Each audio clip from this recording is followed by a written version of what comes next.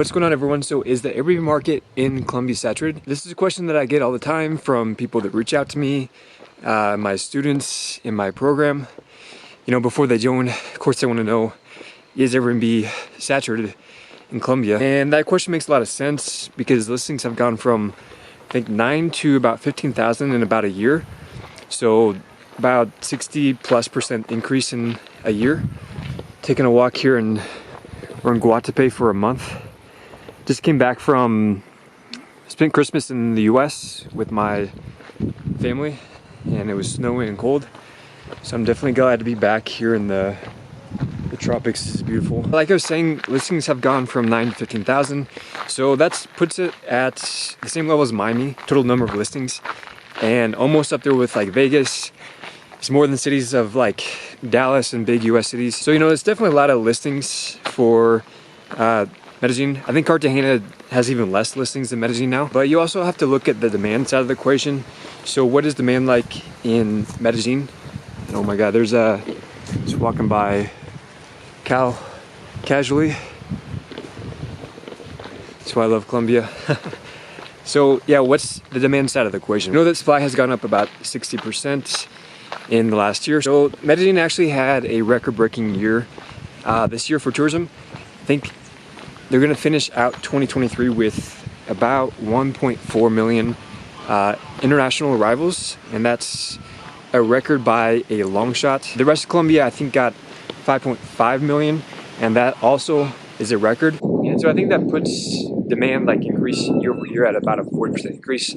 So yes, supply did outpace demand a little bit. So even though that supply growth did outpace demand a little bit by 20%, the supply in all of Colombia is still, you know, it just came from such a low point, super low, because hotel occupancy 85 to 90% overall of last year. So that's still super high occupancy. So basically that means that supply is going to need to outpace demand for a while now. I mean, 90% occupancy is not normal to have anywhere in the world, like on a year-over-year basis.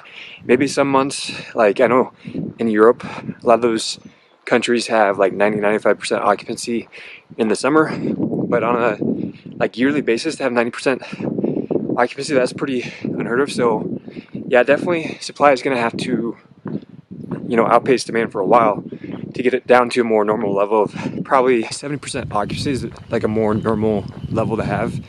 Even I know in the US it's more like 50-60% in a lot of areas. And so we also need to look at tourism growth, and is it going to grow? I already stated earlier that last year was about 5.5 million international visitors visited Colombia. Is that going to grow? Because let's say it doesn't grow and we have a bunch of new supply come online, yeah, then it would get saturated. So that 5.5 might seem like a lot, but when you compare it to other countries in Latin America, especially Mexico I think gets about 45 million visitors, which Colombia's never going to get to that amount. It just doesn't have the, you know, the beaches that Mexico has, which is its main draw. I think, you know, Argentina and Brazil also get a couple million more visitors than Colombia does every year. I think about 8 million. So definitely Colombia has a lot of like room for growth. Also, Argentina and Brazil, those are a way further flight, more expensive flight. The advantage that Colombia has is that you're just a 3-hour flight away from anywhere in Florida. Take a flight from Florida, you're 3 hours to anywhere in Colombia. Bogota, Medellin, Cali, doesn't matter. It's, you know, its proximity to the US is its main advantage.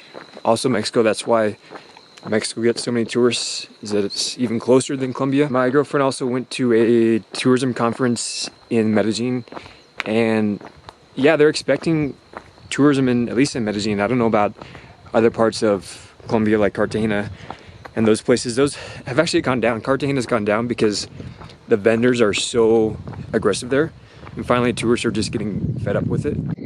But for Medellin at least, tourism is expected to go from, like I said, it's 1.4 million this year, and they're expecting that figure to actually double again in the next 3 years. So yeah, definitely a lot of room for growth. And I mean, this is something that I worry about too, you know, that I have Airbnbs here, and when I look at potentially buying new Airbnbs, I'm always worried about, you know, is it saturated? Is there too much supply coming online?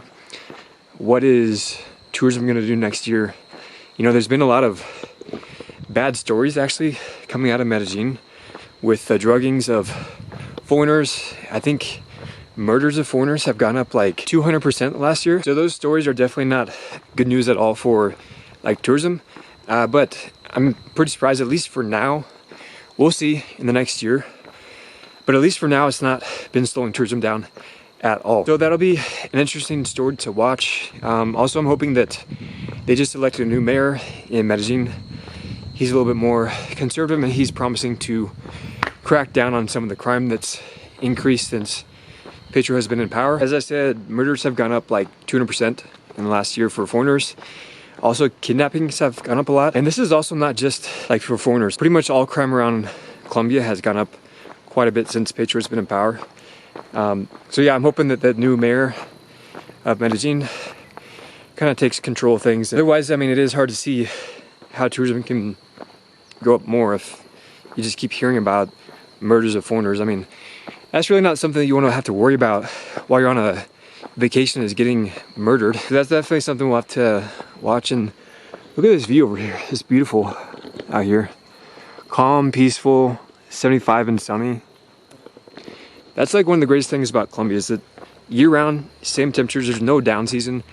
There's a couple months that are like more rainy than other times of the year. But long story short, for now at least, the Airbnb market is not oversaturated.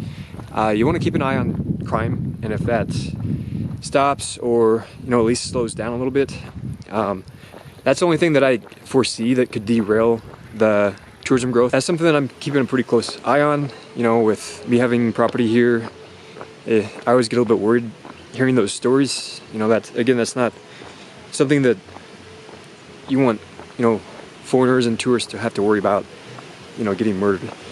But I think it's going to turn around here with the new mayor. And how could tourism not keep growing with views and greenery like this? You know, Colombia is the second most biodiverse country in the world after Brazil. I'm pretty sure after area-wise, because Brazil's like 10 times the size of Colombia, Colombia is actually the most biodiverse country in the world. So yeah, unless something crazy happens, I do not foresee tourism slowing down at all here in Colombia. We're still looking at buying property. Hopefully, we got a couple that are in the works. Hopefully we get that closed. And yeah, that does it for this video. I want to just give a quick update on the state of the market here in Colombia. What it's like here, and just got to January 2024. Took a little bit of a hiatus from YouTube for, I think it's been like 3 or 4 months since I posted. Just got kind of busy with business and other things. But yeah, looking to post. We got some cows here again.